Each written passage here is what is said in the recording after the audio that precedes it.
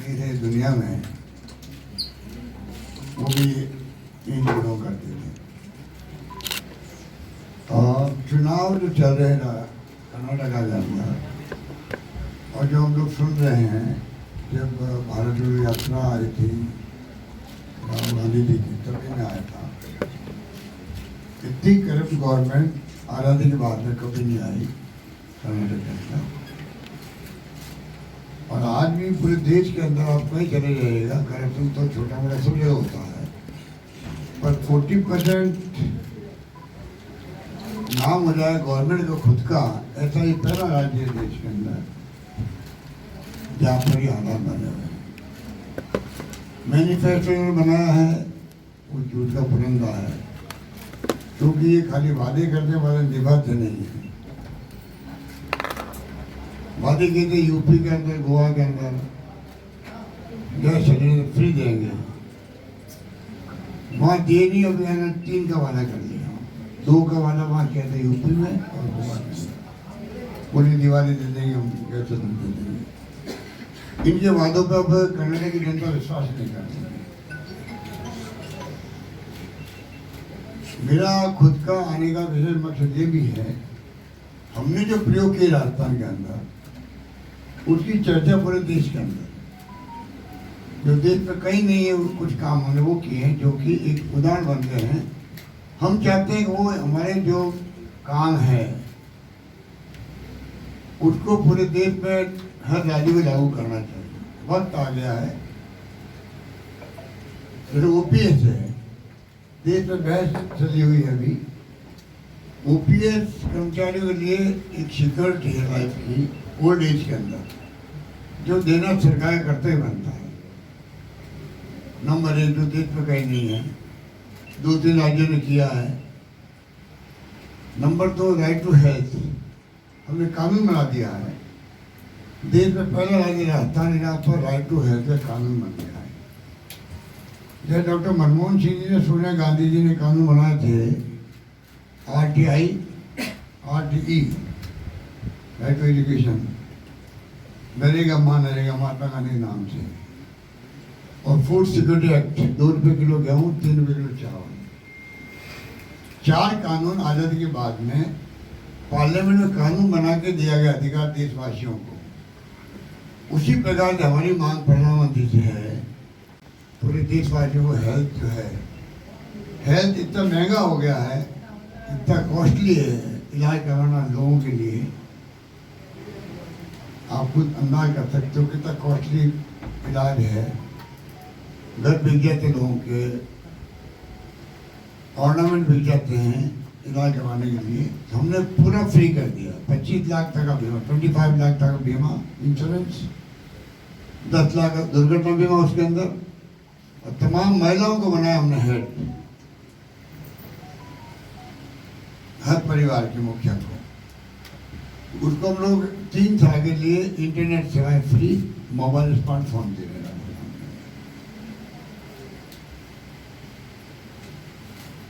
500 रुपये gas cylinder दे रहे हैं हम लोग।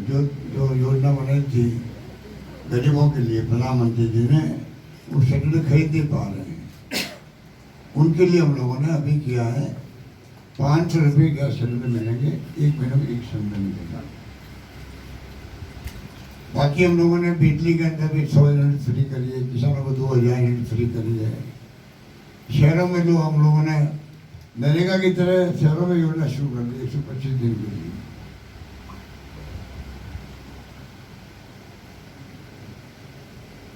इस प्रकार से एक के बाद एक योजना हमने शुरू करी और उसका वेलकम भी हुआ है। एक हमने गिग वर्कर, जो आजकल कहलाता है गिग वर्कर, किया ही जितना आजकल ये जो पूरे देश दुनिया के अंदर ओला और उबेर और सर्विस डिलीवरी वाले बॉयज, सैकड़ों तरह के लोग, लाखों लोग लग गए काम में। उनकी खुद की सिक्योरिटी कुछ नहीं है, जब चाहे निकाल सकता मालिक। हम चाहते हैं उनको सिक्योरिटी मिले देश के अंदर, जैसे मजदूरों को मिलती है, ये कानून बने हुए हैं।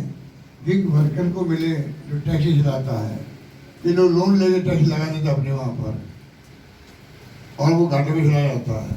क्योंकि उनका और माली का जो संबंध है उनमें कोई लिंक नहीं है। तो हमने अभी राहुल गांधी जी जब आए थे यात्रा में तब इसमें डिस्कशन हमने बहुत डिटेल में किया और तय किया 100 करोड़ में रखे। अभी हमने शुरुआत के अंदर गिग वर्कर्स वेलफेयर बोर्ड बना दिया। अब हम गिग वर्कर्स के लिए एक्ट बना रहे हैं पार्लियामेंट असेंबली के अंदर, जिससे कि उनके मालिकों को उनके लिए चाहे वो सैलरी में कोई कटौती करे कुछ भी करे, परंतु उनकी सिक्योर लाइफ ऐसा नहीं जब मर्जी निकाल दूँ, वो भी हमने एक फैसला कहा।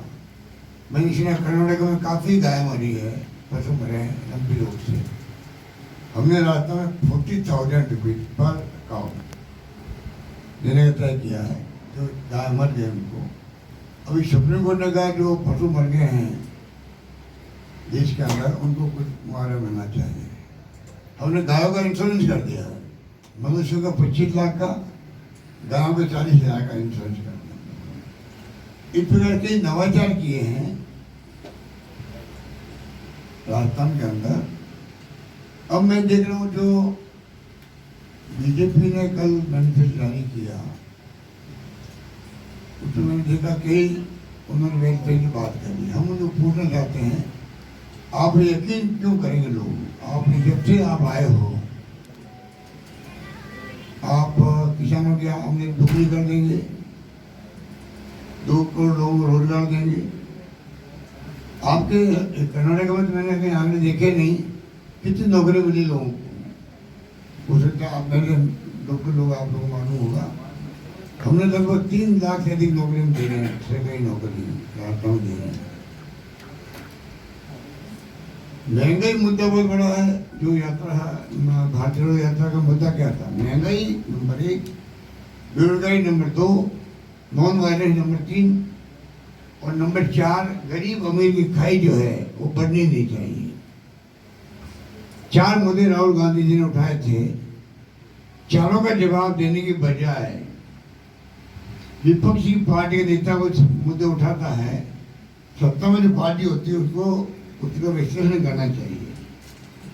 मेरी कोई आलोचना करते हैं गवर्नमेंट, राजस्थान गवर्नमेंट की, तो मैं उसको उस रूप में लेता हूँ अगर तथ्य है उसके अंदर सच्चाई है तो मैं अगर उसमें सुधार इम्प्रूवमेंट करूँगा तो पब्लिक को लाभ मिलेगा।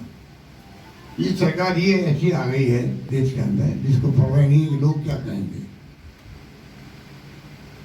कांग्रेस राज में कोई आरोप लग जाते थे, सच्चाई नहीं भी होती थी, तब भी भाई कि पब्लिक क्या सोच रही है, क्या सोचेगी और हमें एक्शन करना चाहिए। हम कई लॉ मिनिस्टर का इस्तीफा हो गया, रेल मंत्री का हो गया, 2 सीएम अशोक चौहान, विलासराव देशमुख इस्तीफे हो गए। ये सरकार जो है और इनकी अप्रोच, क्योंकि इनका डेमोक्रेसी में कोई यकीन नहीं है, ये फासिस्टी लोग हैं, ये खाली मुकुट पहने हुए सत्ता में आने के लिए इतनी टोटली परवाह नहीं करते पब्लिक क्या सोचेगी। इस तरह की अप्रोच। प्रधानमंत्री जी कहते रेवड़ी बट रही है कई राज्यों के अंदर, इनको पूछो रेवड़ी आप क्या कर रहे हो, कर्नाटक में आपने मैनिफेस्टो ये उसमें क्या है। इस रूप में ये चुनाव हो रहे हैं और चुनाव में कांग्रेस पक्ष माहौल है एक तरफा, पूरे राज्य में स्थिति ऐसी बनी हुई है। स्पष्ट बहुमत मिलेगा कांग्रेस को। टिकट के बटे वो कांग्रेस से बेहतर बटे हैं बजाय कि बीजेपी के। और जो इनका मॉडल है सरकारें गिराने का चुनाव जीतने के बाद में, उसका करारा जवाब कर्नाटक की जनता देगी इस बार। ये पहली बार हो रहा आजादी के बाद में कि चुनी हुई सरकारों का आप टॉपर कर दो हॉर्स ट्रेडिंग से। ये आपके कर्नाटक की सरकार चली गई, मध्य प्रदेश चली गई, महाराष्ट्र चली गई, और मैंने कल भी कहा था बेंगलोर के अंदर राजस्थान में बच गई। वहां भी इन्होंने पूरी कोशिश कर ली, कमी नहीं रखी। राजस्थान के अंदर भी आपको मालूम है क्या क्या नहीं किया इन्होंने। अभी देश के गृह मंत्री ये काम करे, पूरी टीम बना करके सरकार गिराने का काम करे तो देश कि लोकतंत्र का क्या होगा। इसलिए हम कहते हैं लोकतंत्र की स्थिति हमारे सामने है। इन चुनाव में हम कॉन्शियसली डिसीजन लिए, हम लोकल मुद्दे रखेंगे। लोकल मुद्दों में आप तुलना करो कांग्रेस की और बीजेपी की। जब सरकारें कांग्रेस की उनकी तुलना करो, बीजेपी की सरकारों से तुलना करो, तो कर्नाटक वासियों को हम कहना चाहते हैं कि अगर आप सरकार हमारी बनाते हैं, आप पता कर लीजिए देश के अंदर जहाँ जहाँ सरकारें कांग्रेस की है उसकी वेलफेयर स्कीम है। क्योंकि राहुल गांधी ने एक बात कही थी कि जनता क्या सोचती है वो मैनिफेस्टो में लाओ। हम वादे वही करते हैं जो कर सकते हैं, निभा सकते हैं। उस पर कांग्रेस की क्रेडिबिलिटी बहुत हाई है। इन्होंने खुदे वादे किए, वो वादे नहीं निभा पाए। किसान दुखी है, मजदूर दुखी है, युवा दुखी है, बेरोजगारी बढ़ती जा रही है, कुछ चिंता ही नहीं है। हमें उम्मीद है कि इस बार कर्नाटक की जनता भारी बहुमत से सरकार बनेगी कांग्रेस की। धन्यवाद। नहीं किया हमने, हमें तो गर्व है ये बात कहते हुए, जो वादे हमने किए वो सब निभाए हैं। राजस्थान हिंदुस्तान में वो राज्य होगा एकमात्र जो मैनिफेस्टो, जब चुनाव जीत जाते हैं हम लोग, तो मैनिफेस्टो को हम लोग पहली कैबिनेट मीटिंग में रखते हैं। ये मैंने 25 साल पहले जब मैं सीएम बना था तब से मैंने प्रयोग किया है कि मैनिफेस्टो को वादा करते जनता से, चुनाव जीतने वाले भूल जाते हैं उसको, अधिकांश पार्टियां। हमने कहा कि हम मैनिफेस्टो को पहले कैबिनेट में रखते हैं, चीफ सेक्रेटरी कॉपी देते हैं, इन मैनिफेस्टो के वादे के अलावा हम जीत के आए चुनाव, इसको लेके आप लोग अपना कार्य योजना बनाओ, बस प्लान बनाओ। और मुझे कहते गर्व है, मोर देन 85% वादे पूरे हो चुके हैं राजस्थान के अंदर। सर, प्रधानमंत्री मोदी जी ने अभी चित्रदुर्गा में बोला है कि कांग्रेस का इतिहास आतंकियों के तुष्टीकरण का है और पाटना हाउस एनकाउंटर का भी जिक्र किया है अपने भाषण में। आतंकी का तुष्टीकरण कांग्रेस करती है, तुष्टीकरण कांग्रेस करती है, ये प्रधानमंत्री जी ने आरोप लगाया। ये पूर्ण आरोप है। ये आरोप जब से ये लंबे से लगाते आ रहे हैं, उनको कोई दम नहीं। आप सोच सकते हो कि कांग्रेस कर सकती है या कोई देशवासी कर सकता है? हिंदुस्तान में कोई भी नागरिक क्या तुष्टीकरण कर सकता है इस प्रकार आतंकवादियों की, जिसके लिए इंदिरा गांधी ने जान दे दी अपनी, जिन्हें छन्नी हो गया, खालिस्तान नहीं बनने दिया, देश को एक रखा, अखंड रखा। राजीव गांधी शहीद हो गए, उस पार्टी के बारे में कहते हैं कि ये उनको पुरस्कृत करते हैं या उनको अपीसमेंट करते हैं। उनका सरदार बेन सिंह जी, उनकी डेथ हो गई। नक्सलवादी लड़ते लड़ते बीच सुबह चले गए। कितने नेता में आप सोचिएगा कि देश के आज़ादी के पहले भी बाद में भी त्याग बलिदान किए, जेलों में बंद रहे हैं। ये जो कहते हैं इन्होंने अपनी उंगली नहीं कटाई है आज़ादी जंग के अंदर, अपनी उंगली तक नहीं कटाई है। अधिकांश लोग तो ये मुखबरी करते थे अंग्रेजों की, वो लोग हैं ये। और इतिहास है इसमें, कोई ये तो इतिहास की बात है, सबको मालूम है कि मुखबरी करते थे। गेहलोत साहब, आप ये प्रॉमिसेस आप जो 85% इम्प्लीमेंट किया करके बोल रहे हैं ना, वो खर्चा कितना हुआ है? वो राजस्व पे expenditure for the government for these schemes to get it to this one, because that's also question now. Budget जो प्रस्तुत होता है ना, उसको अंदर हमने 5 साल में कोई टैक्स नहीं लगाया अभी तक। आपकी पार्टी ने कहा है कि बजरंग दल जैसे जो संगठन है उन पर बैन करेंगे। आपको लगता है कि सांप्रदायिक ध्रुवीकरण हो रहा है कर्नाटका में? आपके मैनिफेस्टो में है कि आप सत्ता में आएंगे तो बजरंग दल जैसे जो संगठन है उनको आप बैन करेंगे। क्या आपको लगता है इस तरह का टकराव यहाँ पे बनाने की कोशिश हो रही है? क्या हिंदुत्व का शोर? किसको? बजरंग दल। बजरंग दल क्या नाम ले लिया, बजरंग बली के नाम लो। बजरंग बली तो सबके लिए है। इन्होंने जानबूझ के ये बजरंग बली के नाम का, राम के नाम का राजनीति करते हैं। हम सबके हिंदुस्तान के लोगों के लिए आस्था के केंद्र है, क्या वो राम मंदिर हो और चाहे वो बजरंग बली हो, ये हमारी आस्था के जुड़े रहे हैं। ये लोग उनके नाम से राजनीति करते हैं, धीरे धीरे लोग समझ गए। एक सर जो आपका मैनिफेस्टो जारी हुआ है उसमें आपकी कई स्कीम्स की छाप देखी जा रही है, जैसे 200 यूनिट तक कर्नाटक में बिजली फ्री दी जाएगी, युवाओं को बीपीएल को फूड पैकेट दिए जाएंगे। ये कर्नाटक के मैनिफेस्टो में भी है जो ऑलरेडी आप राजस्थान में कर रहे हैं। हम चाहते हैं कि हमारी योजनाओं को जो अच्छी लगे लोगों को, हमारे लोगों को, तो हमारी सरकारों को दबाव बढ़ना चाहिए और सब जगह भला होना चाहिए, मेरा मानना है। अभी एक है कि आपका जो छाप आपका गवर्नमेंट का छाप है वहाँ यहाँ कांग्रेस अपना मैनिफेस्टो में डाला है, मगर आपके गवर्नमेंट में सचिन पायलट जी ने क्यों धरना किया था? वो ठीक हो गया अभी हम महंगाई को कम करने लगे हुए वहाँ पर। अभी हमारा अभियान जो है, करप्शन का मुद्दा है। अभी हमारा मुद्दा ये है कि महंगाई कम कैसे हो। 10 सूत्री कार्यक्रम दिए हमने, 10 स्कीम हमारी है। हमारी पूरी सरकार का ध्यान एक पॉइंट पे है। महंगाई की मार बहुत भयंकर है कि हम लग रहे 3000 कैंप चल रहे हैं वहाँ पर। मैं खुद 12 कैंपों में गया हूँ। बहुत शानदार माहौल है और उसी रूप में हम आगे बढ़ेंगे कि किस प्रकार महंगाई कम हो। प्रधानमंत्री जी कह रहे हैं सर कि इशू देना है ना, सचिन पायलट वो धरना किए कि आप वसुंधरा राज्य के अभी मेरा ध्यान सिर्फ महंगाई पे ही है। सर प्रधानमंत्री जी कह रहे हैं कि और उनको कर्नाटक की बात करो आप तो। सर प्रधानमंत्री जी कह रहे हैं कि उनको व्यक्तिगत हमले हो रहे हैं सर, कांग्रेस के लोग गाली दे रहे हैं उनको, उन्होंने गालियों की लिस्ट जारी की है प्रधानमंत्री ने सर। प्रधानमंत्री को फुर्सत मिल गई गिनने की और उसमें कई लोग तो वो हैं उन गिनती में जो बीजेपी ज्वाइन कर चुके हैं। सर अभी प्रधानमंत्री मोदी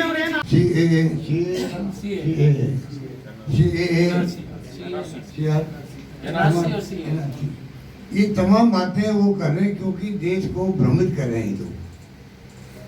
उसी का क्या हुआ, लगातार 3 महीने तक गृह मंत्री अमित शाह जी बोलते गए हम लागू करके रहेंगे इसको, हम नाम ले रहे हैं उसका। ये जो है जिस प्रकार की राजनीति चल पड़ी देश के अंदर, मैं समझता हूँ हम अभी अपने आप को सीमित रखे हुए हैं लोकल मुद्दों पर। हम चाहते हैं कि वो भ्रम फैला रहे हैं जनता में। हम चाहते हैं बजाय इसके हम चाहेंगे चुनाव में परफॉर्मेंस गुड गवर्नेंस कैसे हो राज्यों में, जिससे राज्यों में लोगों को उसका लाभ मिले, राज्य विकास करे, राज्य की फाइनेंशियल स्थिति मजबूत हो, उस तक हम सीमित रखना चाहते चुनाव को। वो भवादक मुद्दे से चुनाव जीतना चाहते हैं। उनके लिए गवर्नेंस कुछ नहीं है, उनके लिए क्या उपलब्धि है, क्या हमने गवर्नेंस की है, उसके मायने नहीं रखते हैं। वो धर्म के नाम पे, जाति के नाम पे सेंटिमेंट पैदा करके चुनाव जीतना चाहते हैं। हम चाहते हैं कि ठोस जो गवर्नेंस हुई है, स्कीमें बनी हैं, इम्प्लीमेंट हुई है, उसके आधार पर वो बात करें हमसे। हम चाहेंगे प्रधानमंत्री मोदी जी से और अमित शाह जी से, इनके कैंप के जितने मैनेजर हैं, कैंपेन वाले, आप में अगर हिम्मत है, अगर आप हिम्मत है तो आप हर राज्य के अंदर जो स्थानीय मुद्दे हैं उसके आधार पर आप आइए मैदान के अंदर, आगे पोल खुल जाएगी। गहलोत जी इस तरह गहलोत जी आप गहलोत जी बात करते हैं विकास की, राज्य विकास की, और एक तरफ पैसा बांटने में लग पड़ रहे हैं आप एक तरफ प्राइम मिनिस्टर से right to social security, right to social security का एक्ट बनना चाहिए पार्लियामेंट के अंदर। राइट टू हेल्थ का बने, राइट टू सोशल सिक्योरिटी मिले हर परिवार को देश के अंदर। दुनिया के मुल्कों के अंदर हर परिवार को उनके परिवार चलाने के लिए मिनिमम जो डिपार्टमेंट होती है वो पैसा मिलता है हर परिवार को, जिनको जरूरत होती है उनको मिलता है। हमारे मुल्क में क्या हो रहा है, हम राज्यों के अंदर क्या करते हैं, 1000, 500, 750 देते हैं उनको, बुजुर्गों को, डिसेबल्ड को या विडोज को। मैं चाहता हूँ नहीं, वो नहीं, वो तो ठीक है, उनको खुश कर देते हैं, वो खुश हो ही जाते हैं, इतने बड़े लोग हैं। मैं चाहता हूँ प्रॉपर वे के अंदर एक मजदूर जो है, हर एक बिल्डिंग में बैठे हुए हैं, खाली मशीन से नहीं बनी है, मजदूरों से बनी है। मजदूर 55 साल 60 साल के बाद में काम नहीं कर सकता, उनके बेटे पोते भी मालूम नहीं है या है तो इस काम काबिल नहीं कि उसको ध्यान रख सके। उसका क्या हुआ, बूढ़े आदमी का, उसकी वाइफ का क्या हुआ। हर परिवार को सोशल सिक्योरिटी मिले देश के अंदर, इसका कानून पार्लियामेंट में बने, तब जाकर के जो आप कहते हैं ना उसका जवाब मिल जाएगा आपको। ये क्यों बांटने पड़ते हैं वेलफेयर स्कीम्स के अंदर? बीजेपी खुद बांटती फिर रही है। यूपी में चुनाव कैसे जीता उन्होंने? केरला में गवर्नमेंट सीपीएम की है ना, वहां भी पैकेट दिए गए, क्योंकि महंगाई इतनी ज्यादा है देश के अंदर, महंगाई की बहुत भयंकर मार है, उसको राहत देने के लिए कुछ सेविंग हो जाए उनकी, इसलिए तमाम सरकारें जो है वो वेलफेयर स्कीम लाती है। प्रधानमंत्री जो छूट करता है वहाँ तो वो खुद बांटते हैं, या छूट नहीं करता बाकी तो रेवड़ी बढ़ रही है। सर, आपके राजस्थान मॉडल को इस मैनिफेस्टो में कमोबेश बहुत चीजें देखने को मिली है। क्या आप जनता से कुछ कनेक्ट हुए हैं? क्या रिस्पांस मिल रहा है इस राजस्थान मॉडल को जिस तरीके से आपने कर्नाटक में दिखाया है लोगों को? राजस्थान गवर्नमेंट स्कीम कल मैं 2 मीटिंग में गया था, इसकी में काफ़ी लोगों को जानकारी भी थी, और मैं समझता हूँ कि कर्नाटक में हम इसलिए बता रहे हैं उनको, जैसे हमारी गवर्नमेंट आएगी तो हम वादा करना चाहते हैं, जो गारंटी हम दे रहे पब्लिक को राजस्थान में, वही गारंटी आपको कर्नाटक में सरकार बनने के बाद में मिलेगी। और क्योंकि हमने लागू कर दिया है, हमने खाली कहा नहीं है, हमारे वहाँ इम्प्लीमेंट हो गया है, इसे कहने का हमारा हक बनता है। ये मैं कहूँ। Sir, one question, sir. Sir, after listening to your speech now and the answer, great danger. That's what you used to imply, is it? In India, the federal structure is being ripped open. ये बोल रहे sir, state और मतलब कि federal structure